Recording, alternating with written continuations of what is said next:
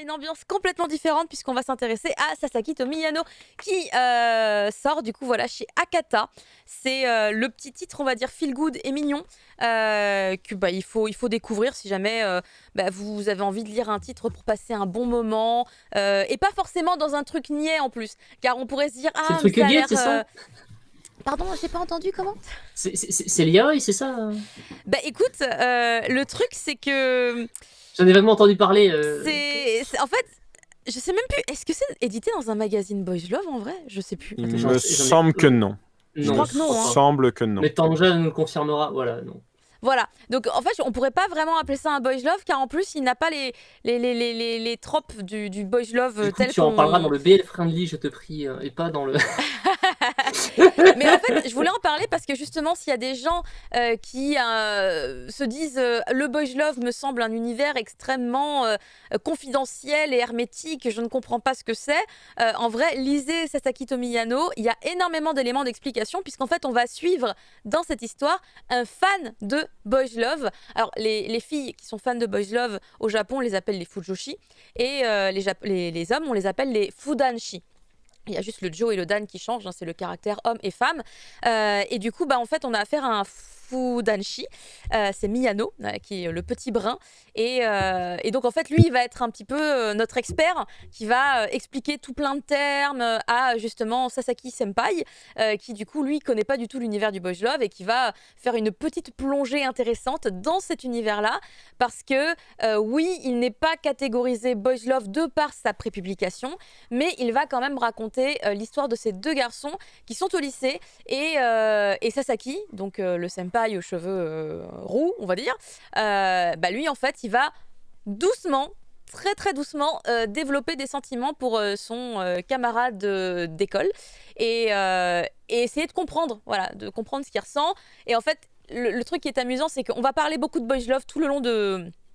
en tout cas des deux premiers tomes évidemment, mais du coup on va également par moments entrer un peu dans des clichés, mais très légèrement, parce que on voit que, comment dire, c'est comme s'il y avait un quatrième mur, vous voyez, le quatrième mur entre la fiction qu'on est en train de lire à travers eux et en même temps ce qu'on est en train de lire à travers ce qu'ils vivent. Donc c'est plutôt réussi à ce niveau-là, mais c'est surtout que c'est extrêmement bienveillant, c'est extrêmement chill et doux à ce niveau-là, car vous le voyez d'ailleurs, hein, c'est vraiment, on va dire, dans ce qu'on retrouve en tout cas graphiquement dans du shoujo, avec des petites bulles, des petites étoiles, des petites fleurs, c'est des trames en tout cas qu'on peut retrouver en général, je dis bien en général, quand même beaucoup dans du shoujo. Et en fait, tout ça apporte vraiment beaucoup de douceur au récit. Un récit d'ailleurs qui est assez original, dans le sens où on sent qu'au tout début, l'artiste n'avait pas prévu de faire un manga, forcément. Puisque au début, en fait, on est, je vais vous montrer, on a une slide, voilà, la page, pardon, tout à droite, c'est un yankomi. C'est en fait des petits gags en 4 cases. Et en fait, l'histoire commence un petit peu comme ça, puisque du coup, à la base, c'était des petits gags. Et en fait, les récits se sont construits un petit peu autour de ces petits yankomi. Et puis après, voilà, on est vraiment dans le manga, on est vraiment dans le récit. Mais du coup, c'est... Kaikan... Quoi? Pourquoi Kaikan phrase? Non, je sais pas, il cherchait un DL avec du visual kei. Moi, j'ai une question linguistique. La première fois que j'entends Yonkomi, c'est le pluriel, c'est le vrai terme de Yonkoma. Yonkoma, c'est le faux terme. Non, ça va être Yonkoma alors. C'est moi qui me plante. C'est possible que ce soit moi qui me plante. plante. Je sais pas. C'est une vraie. Vu que je dis des bêtises avec trichromie, maintenant, je remets tout en doute. Je ne sais pas vraiment. C'est en question. Je pense que c'est moi qui me suis plantée. Hein. Je pense que Angélique pourra confirmer. Ça doit être Yonkoma. Je pense que mon instinct a dit Yonkomi parce que. Pour les comics. Non, c'est pour complètement autre chose. C'est les lectures. Onyomi, Kunyomi. Ah, d'accord. Je pense que mon cerveau a. C'est Yonkoma, tu vois. Je me disais, non, oui, t'as raison. Quand tu l'as dit, ça a fait bing dans mon cerveau. Donc, oui, c'est les Yonkoma. Excusez-moi, je suis désolée. Il est tard. Et j'ai pas beaucoup d'heures. Moi, je ne t'entendais pas rigueur. Tanja, c'est pas sûr, hein, de ce que j'ai vu. Pardon? Pourquoi? Elle a rien dit, Tanja, qu'est-ce que tu racontes? Bah là, elle a rien dit là, mais tout à l'heure, vu comment elle m'a répondu, en mode tu dis de la merde, c'est jamais. Hein. Tanja envoie des cœurs. s'il te plaît. Je parle de Sasakito Miyano, elle ne peut qu'être heureuse de toute manière. Ça rend les gens heureux de lire Sasakito Miyano. Ça pourrait être remboursé par la Sécu tellement on se sent bien quand on lit cette petite oui, histoire. carrément. Non, mais vraiment, c'est extrêmement feel good et c'est hyper agréable. Alors après, est-ce que tout le monde peut lire Sasakito Miyano? Si vous cherchez du combat, du fight et du sang, bah peut-être pas. Voilà, c'est peut-être pas le bon endroit où il faut se diriger. Oui, mais en même temps, mais ça ne devait pas lire au départ. on va avoir des protagonistes qui sont à la fois simples, mais en même temps hyper attachants. Et vraiment, moi, un des personnages que j'aime le plus, c'est du coup le senpai, Sasaki, qui est un garçon, entre guillemets, très classique, et qui, d'un seul coup, sa vie, en fait, bascule complètement, et toute sa perception du monde bascule, parce qu'à un moment donné, il va rencontrer Miyano, et en fait, son regard... Enfin, il se rend compte que pour lui, Miyano, en fait, au premier abord, il ressemblait un peu à une fille parce qu'il est fin, il est petit. Et de loin, en fait, il a vraiment cru que c'était une fille à un moment donné, jusqu'au moment où il lui a touché l'épaule et il s'est dit, bah non, quand même. Non, mais attends, qu'est-ce que tu... Qu'est-ce que tu vas t'imaginer? J'ai dit c'était chill. J'ai dit c'était chill. Ouais. Non, mais il va lui toucher les épaules à un moment donné pour tester Ça a été... Pourquoi vous imaginez les trucs? peur. C'est la manière dont tu l'as sorti, fait jusqu'au moment où il va lui toucher l'épaule. Oui.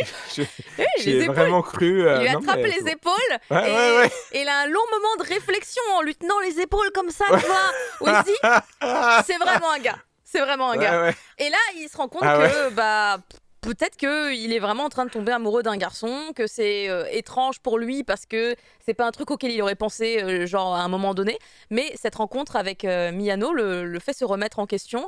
Et ce qui est très rigolo, c'est que du coup Miyano, je vous dis, c'est un fudanshi. Donc il est tout le temps en train de lire des petits boys love de manière très cachée. Il explique à chaque fois à Senpai que faut arrêter de parler de boys love en public comme ça, on fait pas ce genre de choses. On en parle dans des coins de couloir, mais pas devant tout le monde dans la classe, ça va pas, on fout trop la honte et tout. Donc il remet à la place tout le temps le senpai qui se rend pas compte en fait, qui met les pieds dans le plat. Mais ils vont développer une petite amitié très cool parce que du coup Sasaki qui s'intéresse à Miyano, il s'est dit si je lui demande de me parler de boys love, peut-être qu'il y a moyen qu'on se voit, qu'on se côtoie, qu'on soit potes. Et c'est une technique qui marche bien, car ils vont devenir très très potes. Après, le truc, c'est que Sasaki, très doucement, il se rend compte que ses sentiments deviennent de plus en plus forts, et il se rend compte qu'il a de plus en plus de mal à se contenir, de pas lui caresser la tête, de pas se rapprocher trop physiquement. Alors, il essaie... la tête. Ben oui, bien sûr. Oui. Mais en fait, t'as l'esprit mal placé, c'est fou, parce que j'arrête pas de dire que le truc, il est super mignon et super chill, et c'est plein de tendresse, vraiment, c'est très joli. Et toi, tu as des pensées sales, c'est triste. Oh bah oui, j'ai des pensées sales, forcément.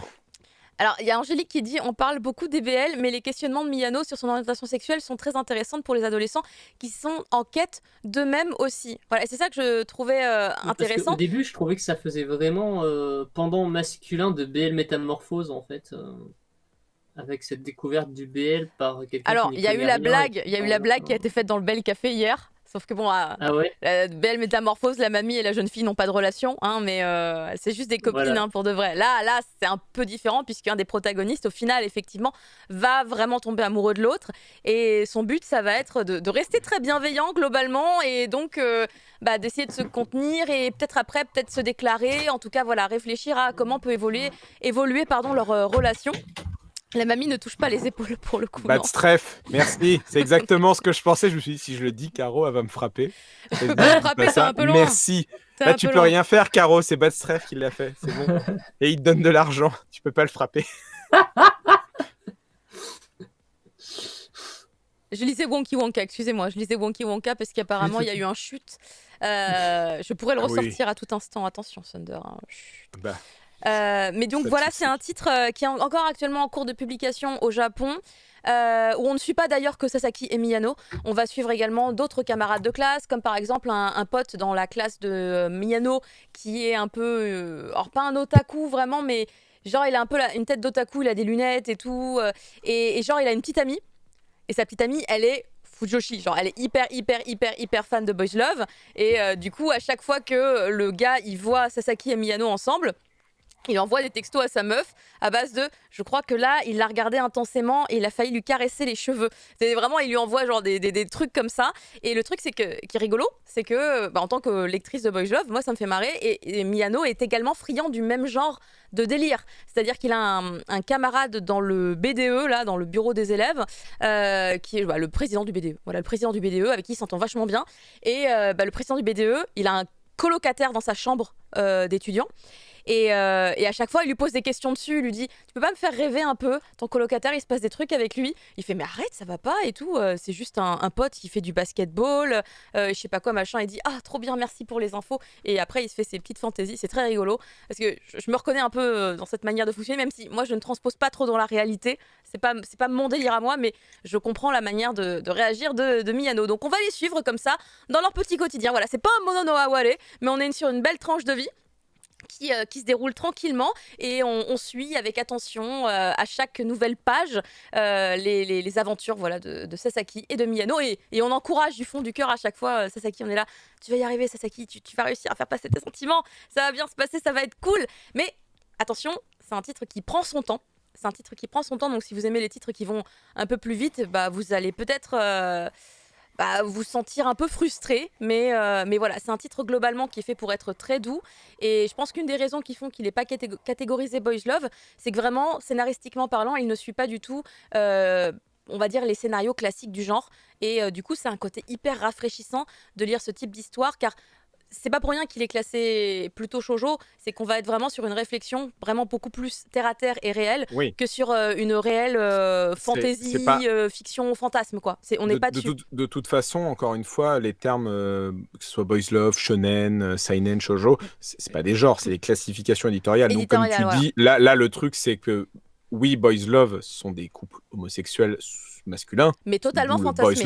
C'est du fantasme. Effectivement, ça a la fonction d'être un truc à fantasme en fait. Donc là comme tu dis, c'est comme par exemple le Yuri de chez Kana. Blossom into You, Bloom into You. Bloom into You. Ah, Bloom into You. Bon, c'est un Yuri, mais je sais pas si c'était publié. Est-ce que c'était publié dans un magazine Yuri? Je me rappelle même pas, mais il y avait quand même cette. Seinen, non? C'était pas un il me semble Seinen, justement, tu vois, que c'est un peu comme ça. C'est des trucs qui justement traitent d'une thématique homosexuelle, mais ne sont pas dans une optique de catégorisation telle que du boys love ou du Yuri en fait. C'est ça qui est intéressant aussi dans les classifications en fait, quand on se renseigne un peu sur d'où vient une œuvre, ça permet aussi de comprendre peut-être quelle est la fonction de narration et la différence de narration, quoi. C'est un magazine shonen, apparemment. C'est un magazine shonen, Bloom into You? C'est le magazine de Yotsuba. Ah, mais oui! Ah oui, effectivement, oui. Mais attends, Yotsuba, c'était pas un seinen? Non, c'est la grande erreur. Je l'ai fait aussi pendant longtemps. Oh, incroyable. Bah écoutez, voilà, en tout cas, je savais que c'était pas un truc spécialisé Yuri parce qu'en fait, il y en a très très peu au Japon et ça ne ressemblait pas du tout au genre de scénario que j'ai pu lire dedans. Donc je savais que au moins c'était pas ça. C'est un cas particulier. Blue Flag aussi. Ouais, mais c'est une nouvelle.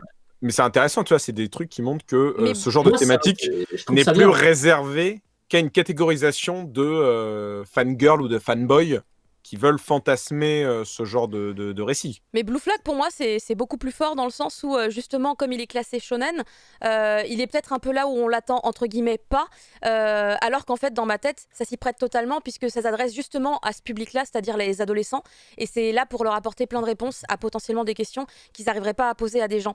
Et donc, à ce niveau-là, je trouvais que c'était très, très cool qu'on puisse enfin avoir ce genre de titre classé dans ce type de magazine. Là, pour moi, quand même, Sasaki Tomiyano, c'est très différent parce qu'on est quand même beaucoup dans une romance. On n'est pas que dans un développement personnel et comment le protagoniste va arriver à changer dans sa vie. C'est pas avec la dame. Voilà, là, on est quand même... Voilà, c'est pas avec la dame du tout. On n'est pas dans le drama. On n'est pas parce qu'autant Sasaki se remet beaucoup en question, surtout dans le premier tome, puisque c'est vraiment tout le concept du premier tome. C'est un shoujo de toute façon, c'est ce que tu as dit là. Voilà, et c'est ça, c'est que c'est vraiment un shoujo, donc les approches vont être très différentes elles vont suivre leur magazine. Non, mais c'est pour juste les comparaisons qui sont faites sur le chat, c'est pour apporter juste un élément de réponse là-dessus. Si jamais avec la dame, c'est le magazine de Dorohedoro. Sérieux? C'est incroyable! C'est incroyable! C'est fou! Mais je suis épatée, moi, par les magazines japonais. Dès qu'ils sont classés un petit peu hors shonen et shoujo, quand on tombe sur du seinen, des fois je ne comprends pas la logique, mais je me dis pourquoi pas. Vraiment, je me dis pourquoi pas. Il y en a pour tout le monde. Tiens, en parlant de Fujoshi, j'imagine que c'est Fujoshi que tu voulais écrire.